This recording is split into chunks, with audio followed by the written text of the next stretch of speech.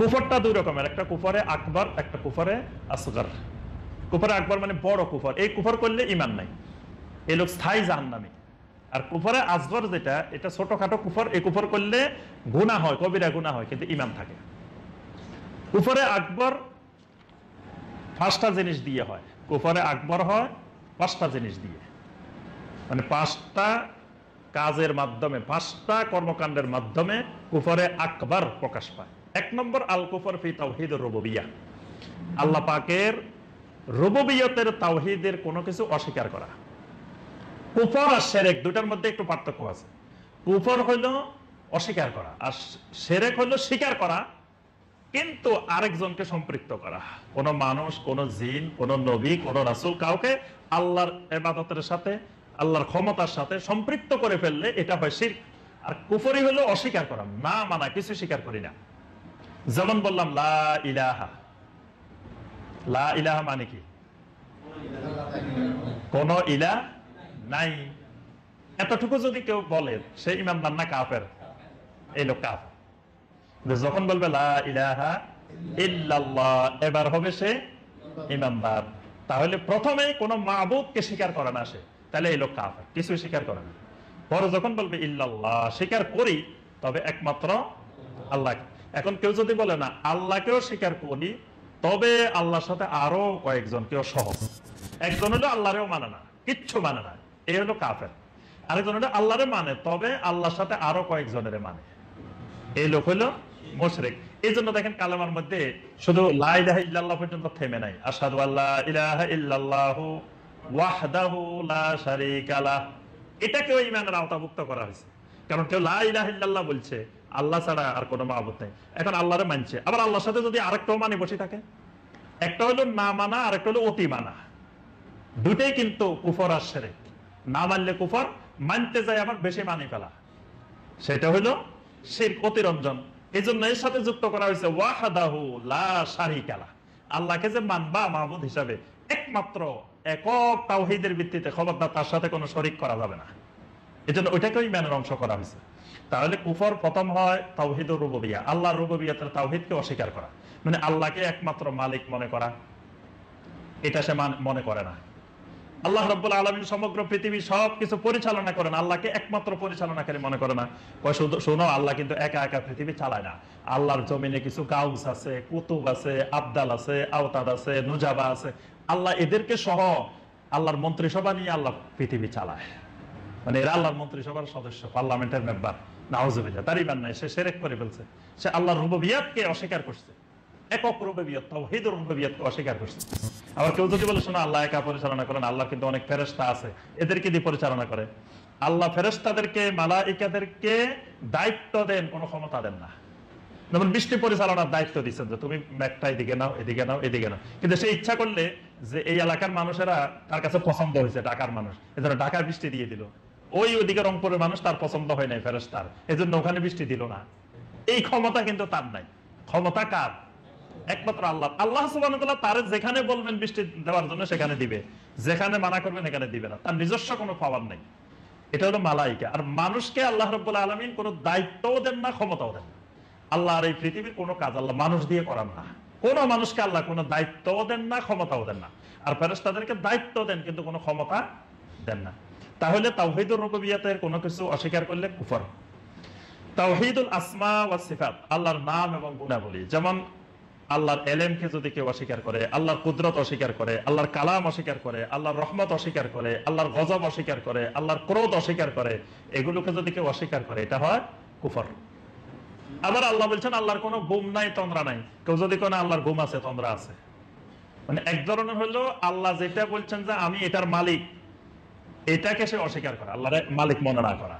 আরেকটা হলো আল্লাহ কাছে না আমার এগুলো কিচ্ছু নাই, আমি যদি কই আছে, তাহলে আল্লাহ বলছেন লাম ইয়ালিদ ওয়া লাম ইউলাদ, আল্লাহর কোনো ছেলে নাই, আল্লাহ কারো ছেলে না, যদি কোনো আল্লাহর ছেলে আছে এটা কুফর।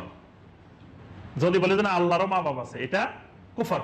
মানে আল্লাহ যেগুলো থেকে মুক্ত, আল্লাহকে সেগুলোকে সম্পৃক্ত করা, এটাও কুফর। আবার আল্লাহ যেগুলোর মালিক সেগুলো অস্বীকার করা, এটাও কুফর। 3 নম্বর হলো আল কুফর ফি তাওহীদিল ইবাদাহ, আল্লাহর ইবাদতের তাওহীদের ক্ষেত্রে অস্বীকৃতি, অর্থাৎ এই সব ইবাদতের মালিক একমাত্র আল্লাহ, এটা মেনে না নেওয়া, এটাও কুফর। 4 নম্বর কুফর রাসূলুল্লাহ সাল্লাল্লাহু আলাইহি ওয়াসাল্লামের রিসালাতের ব্যাপারে কোনো কিছু অস্বীকার করা, যেমন নবী সাল্লাল্লাহু আলাইহি ওয়াসাল্লামের খতমে নবুয়ত অস্বীকার করা, নবী সাল্লাল্লাহু আলাইহি ওয়াসাল্লাম শেষ নবী কিয়ামত পর্যন্ত, এটা যদি কেউ অস্বীকার করে তাহলে কুফর। কেউ যদি নবী সাল্লাল্লাহু আলাইহি ওয়াসাল্লামের দাওয়াত ও তাবলীগ, অর্থাৎ নবী সাল্লাল্লাহু আলাইহি ওয়াসাল্লাম যে দ্বীন আমাদের কাছে রেখে গেছেন এটা পরিপূর্ণতা সহকারে রেখে গেছেন, এটা যদি কেউ বিশ্বাস না করে, কেউ যদি কয় না নবী সাল্লাল্লাহু আলাইহি ওয়াসাল্লাম আসলে করে গেছেন তবে কিছু জিনিস ভুলে গেছিলেন, মনে ছিল না, তো পরে কবরে যাওয়ার পরে হঠাৎ মনে হয়েছে, মনে হওয়ার পরে আমাদের অমুক ওলিরে উনি স্বপ্নে দেখাইছে, স্বপ্নে দেখাই কইছে যে শোনো আমি তো দুনিয়াতে কথাটা বলে আসতে ভুলে গেছি, তুমি একটু বলে দিও। এইরকম দেখবেন অনেক মানুষ আছে, এইরকম ওয়াজ মাহফিলে আমাদের দেশে অনেক কিচ্ছা কাহিনী হয় যে আমাদের অমুক হুজুরের আল্লাহ রাসূল স্বপ্নে দেখাইছে, আল্লাহ রাসূল এটা বলছে এটা বলছে এটা বলছে, তা আল্লাহ রাসূল জীবিত থাকতে তাহলে ভুলে গেছিল এগুলা, পরে মনে হয়েছে, নাউযুবিল্লাহ। তাহলে অথচ নবী সাল্লাল্লাহু আলাইহি ওয়াসাল্লাম জীবিত অবস্থায় আল্লাহ পাক বলে দিয়েছেন আল ইয়াউমা আকমালতু লাকুম দীনাকুম, আজকে তোমাদের জন্য তোমাদের দ্বীনকে একেবারে কমপ্লিট পরিপূর্ণ করে দিয়েছে। অর্থাৎ দ্বীনের কোনো বিষয় নবী সাল্লাল্লাহু আলাইহি ওয়াসাল্লাম মৃত্যুর পরে আর নির্দেশনা কিয়ামত পর্যন্ত দিবেন না, সব নবী সাল্লাল্লাহু আলাইহি ওয়াসাল্লাম জীবিত অবস্থায় পরিপূর্ণ।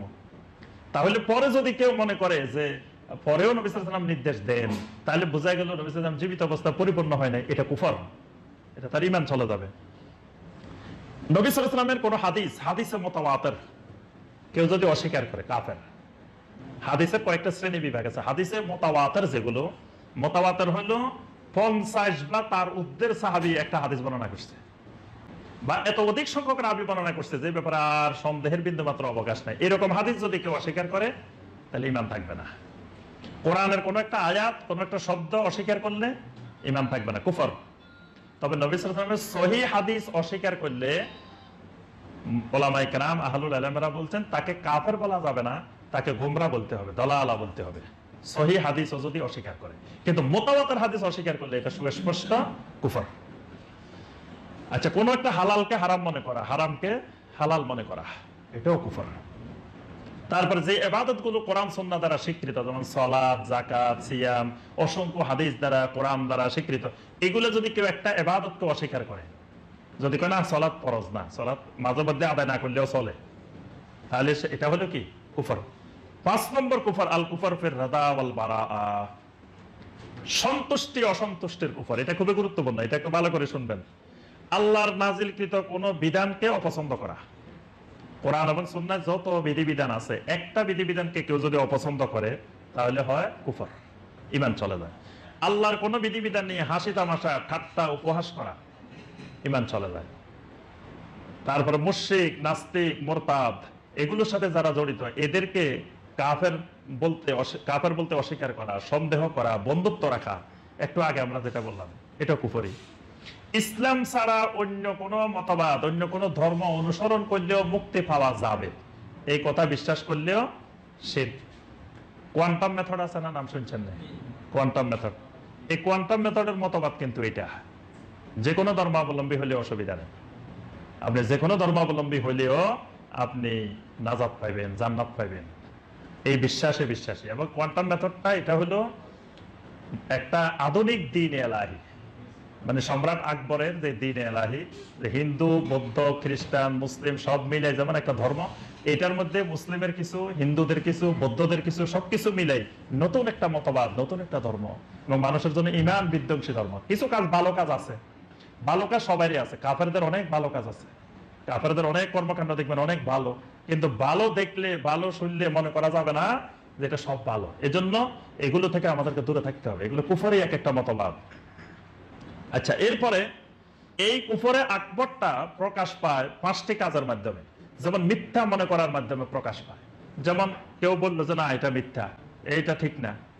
তারপর অহংকারের মাধ্যমে এই কুফরটা প্রকাশ পায়, সন্দেহের মাধ্যমে প্রকাশ পায়, উপেক্ষার মাধ্যমে প্রকাশ পায়, মুনাফিকের মাধ্যমে প্রকাশ পায়। আরেকটা হলো কুফরে আসগর।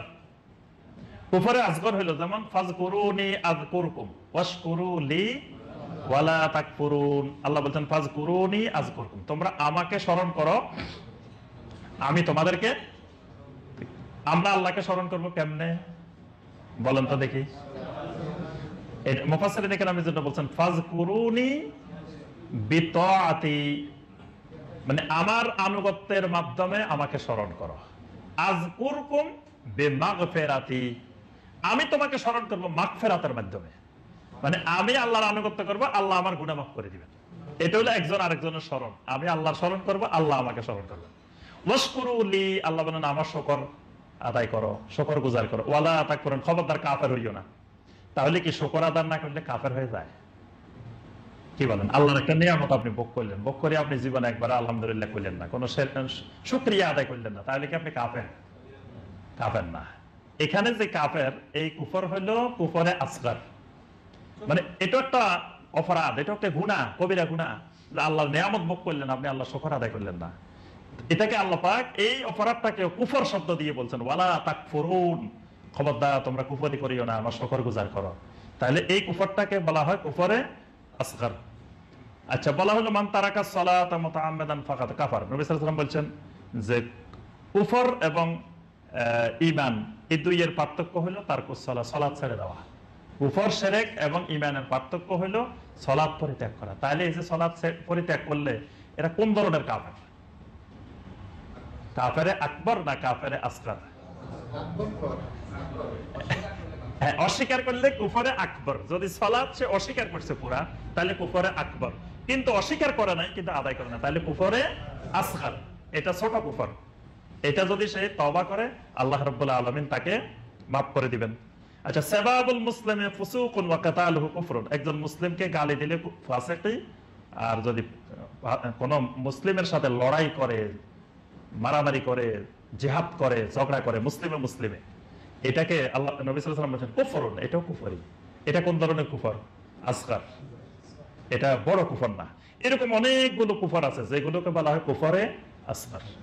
সর্বশেষ যেটা বলবো সেটা হলো হুকম তাকফির। তাকফির একটা বড় ফিতনা, মানে কাউকে কাফের বলা। দেখা যায় অনেকে কথায় কথায় কাফের, কথায় কথায় কাফের। এই কাফের বলাটা মুসলিমের জন্য একটা বড় ফিতনা। এই ফিতনাটা প্রথম আবিষ্কার করছে খারেজিরা। খারেজিরা সাহাবায়ে কেরামদেরকে কথায় কথায় কাফের বলতো, কথায় কথায় কাফের বলতো। আল্লাহ রাসূল সাল্লাল্লাহু আলাইহি ওয়াসাল্লাম স্পষ্ট করে বলেছেন, ইযা কাফারা রাজুলু আখাহু ফাকাদ বাআ বিআহদুহুমা। যে লোক কোন মুসলিমকে, তার ভাইকে কাফের বলবে, তাহলে তাদের দুইজনের যে কোনো একজন কাফের হয়ে মারা যাবে। দুইজনের যে কোনো একজনের উপর এটা ফিরে আসবে।